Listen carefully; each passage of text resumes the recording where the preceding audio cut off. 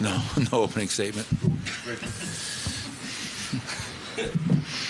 Michael, when they made that 27-2 run in the first quarter, it seemed like you guys were fueling their break a little bit with some of the turnovers, but also just missing shots. How much did you feel like you guys weren't executing your offense sort of to the standard that you need to, and how much is just like, okay, we can make these shots in a game 7, we can kind of handle this? It's just a little bit of a variance thing. Well, yeah, to your point, we started off 9-2. They call a timeout. They go on a 29-5 run. And in that stretch, the two things that stood out to me were, one, the turnovers, to your point, which I said pregame is, you can't do that in this building with that crowd. Give them life, give them energy. And so our offense, the lack of value in the ball was problematic. And then the other thing that was really problematic in that first half, 11 offense rebounds for 15 points. I told the guys at halftime, I said, fellas, if I would have told you before the game that they'd be shooting 42 from the field and 30 from the three-point line, would you have taken it? And they all said, yeah. I says, well, the reason we're getting our ass kicked is because they're not taking care of the ball. You're not rebounding. And we're playing with no physicality and no toughness. And they hit us first, they hit us second, they hit us third. And so you give them credit. They did what they needed to do to keep this series alive and to bring it back to Denver for a Game 7. So disappointing loss. Anytime you get down by 50 in a playoff game, that's never an enjoyable experience. But we have to go home and get back to playing the way we did, where we won 3 games in a row. And I have no doubt that we'll be ready to do that come Sunday. Michael, how'd you feel about your team's offensive process once you guys did get down big in the first half? It felt like there were a lot of threes going up. Were you good with those looks for the most part, or would you like to have been a little bit more aggressive toward the rim? Yeah, I don't know. I think at halftime we had 21 threes attempted, and we only made like maybe 4 of them. And it's a fine line because obviously, as I predicted they would, they double-teamed Nikola. Obviously, after a 40-point outburst, they double-team him. So when they put 2 on the ball, you're going to generate some open looks from 3.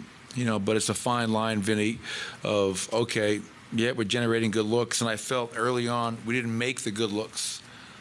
And that kind of discouraged us and kind of took away our defensive intensity. We've been so much more aggressive the last 3 games and decisive and assertive the last 3 games than we were today. And I think not making shots kind of had a negative impact on just our overall disposition tonight, which can't be the case. When you are missing shots, you got to dig even deeper and give greater effort. But that just wasn't the case tonight. So we'll watch the film. We'll see what we can do better come Sunday and try to win a Game 7, another Game 7 for us. Coach, not to pile on about the missed shots, but and you mentioned the rebounding. When they're open looks, but there's not as many rebounders or people near the glass, I guess how much is it, a chicken and an egg kind of deal there? Give me the question again. Well, I guess I'm saying they're taking open looks, but you had so many guys in the perimeter and almost nobody inside, which then leads to easy rebounds and leads to them going the other way. So is it almost like a false positive that those looks are that open with nobody underneath? Well, obviously, going 7 of 36 from 3 and shooting 30 from the field is problematic in and of itself. Not making shots, not making open shots. We never, aside from the 9-2 start. Well, I guess to start I left Nikola in to start the second, realizing that this game is about to get away from us. So I'm going to leave him in the game, and we cut it to 11. And then they went on another big run, 13-0, which put it to 24. And then late in that second, I'm saying let's cut it to 14 by the half. Just kind of stay within striking distance. We get a stop. We try to throw a run out, a turnover. They score again. So now we're down, 17 or 19 at the half. But yeah, we can be a lot more. Instead of just all standing on the perimeter, we can be a lot more aggressive to the basket, not just settle for threes.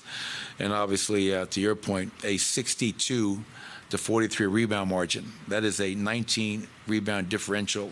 And that, to me, speaks volumes about the game and our approach.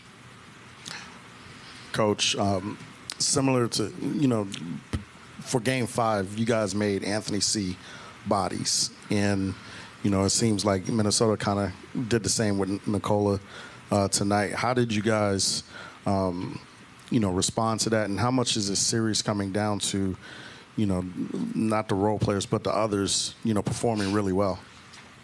Oh, it always helps when the others, like people like to call our guys. No. I didn't take it as I understand that. I didn't take it in any negative way. Like for them, McDaniels tonight is by far our best game of the series. He played great. 21 points, 4 rebounds, 2 blocks. Ant's going to give you what Ant's going to give you, and their bench scored 23. Our bench scored 2. So in Game 5, we were effective getting the ball out of his hands. Tonight, we weren't.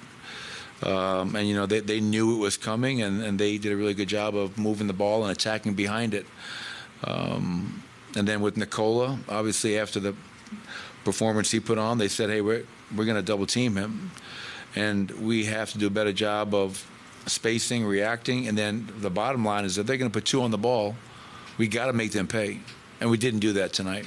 So they can just stay with that over and over and over again.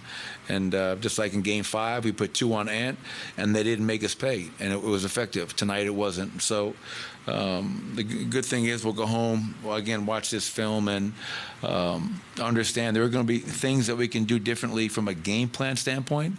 But to me, the much bigger issue is we have to do a lot better job of being locked in and ready to play in a Game 7.